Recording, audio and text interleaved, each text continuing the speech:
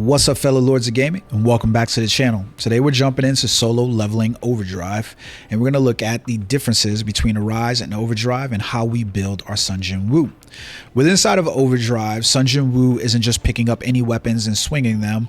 We basically have different layers than what we had inside of Arise.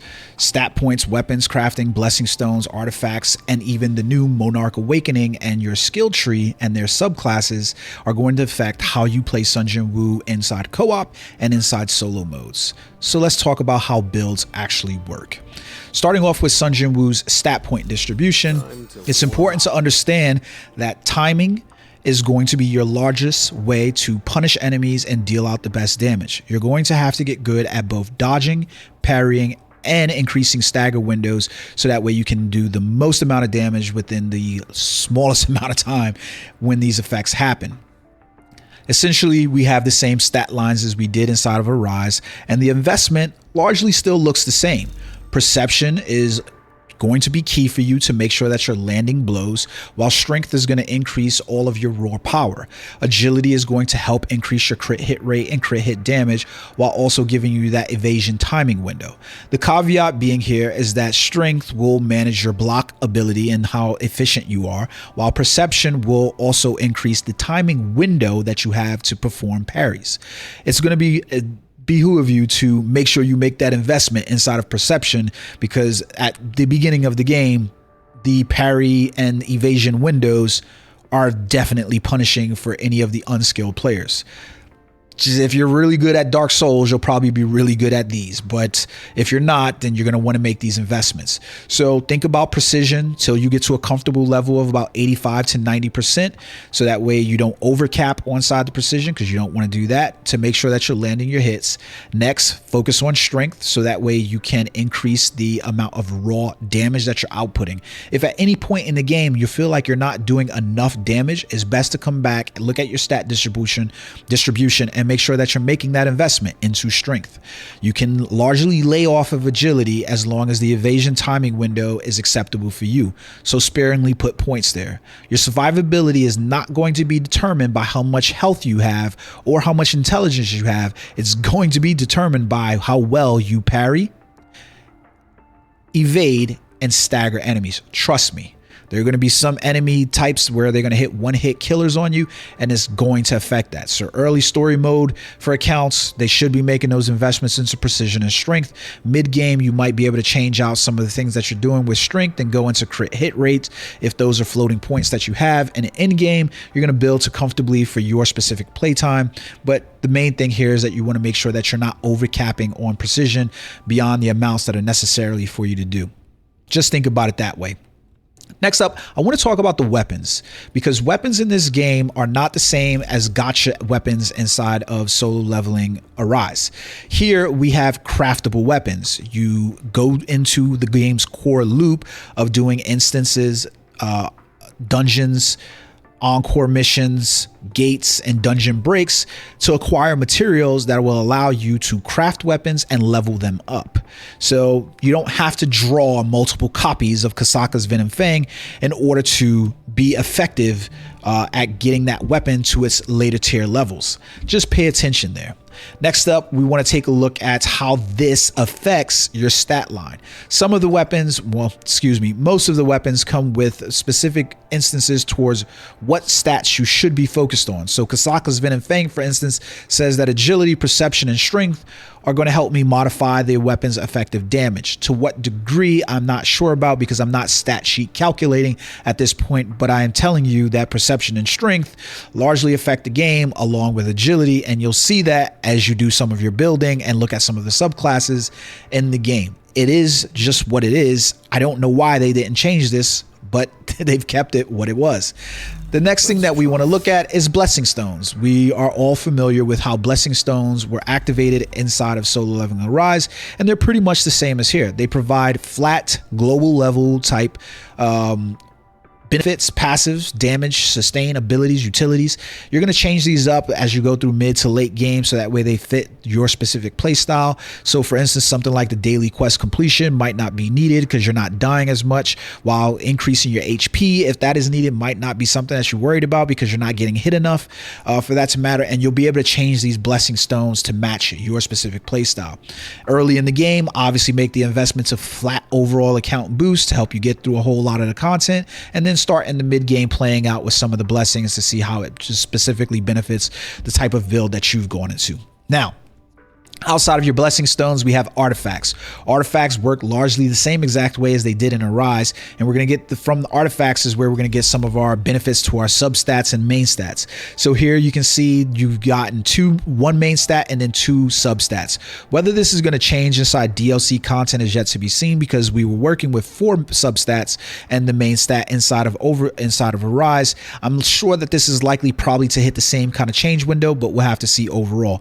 So you will get varying tier of gear in this game as well. So it'll go from T1 all the way up to T10 as you complete harder and harder content and hit that level cap in the game. We're gonna have to wait to see exactly how that pans out, but you will get the 1 stat and substats. You should be targeting for specific things inside your substats like crit hit rate, crit hit damage, so that way you can maximize on those things outside of having attack and things like that be affected by your game overall. We'll have to see ultimately how this pans out. Certain pieces of gear seem pretty much locked into one specific stat. So you can see like my chest piece has pretty much defense, while my gloves are all focused on attack. My head is all focused on HP, and my boots are all focused on MP. And then if you were to take a look at any of your accessories, you can see they're locked into their main stats as well. So your necklace has HP, meanwhile your gauntlets have attack, your rings have defense, and of course your earrings have MP. So then you're just basically looking at the substats to see how you can affect this the most, and whether or not you can get really good rolls on crit hit rate, additional attack, crit hit damage, depending on what you're doing there. So make sure that you're hunting for the appropriate gear, as getting the 100% gear set that you want will take some time. There is no way, from my knowledge in the game right now, to craft any of the artifacts. You have to find them in the gameplay loop. I'm sure that probably be introduced at some point. We'll have to see. So artifacts and gear sets, obviously the main stat to focus on is going to be to see if you can't get that crit hit rate, crit hit damage, any type of attack modifiers, or any type of cooldowns that are going to passively help your account. Just pay attention to those. Next up, we want to talk about the Monarch Awakening. This is a very cool new ability that they've given to Sun Jinwoo, where you can transform into his Monarch form and deal damage. I happen to love this because it just provides the best amount of buff and ultimate type of ability that you're going to get inside the game. You're going to obviously look for when you can have opportunities to use this the best and make it the most effective, but it's there inside the game and is governed by the skill tree as well. And that's where we're going to make our move until next, because it's really, really important, because Sun Jinwoo really looks different here. So inside of our skill tree, there are individual subclasses for Sun Jinwoo. You've got the Assassin, the Duelist, Elementalist, and Ruler trees, and each of these classes have their individual subpaths. You are not hard locked to these classes, as you can make changes for your skills based on whatever you have unlocked. So don't think of me playing an Assassin and I can't have anything from the Ruler tree. You can have those things. It's just a matter of whether or not you're going to get the full benefits basically playing in those games.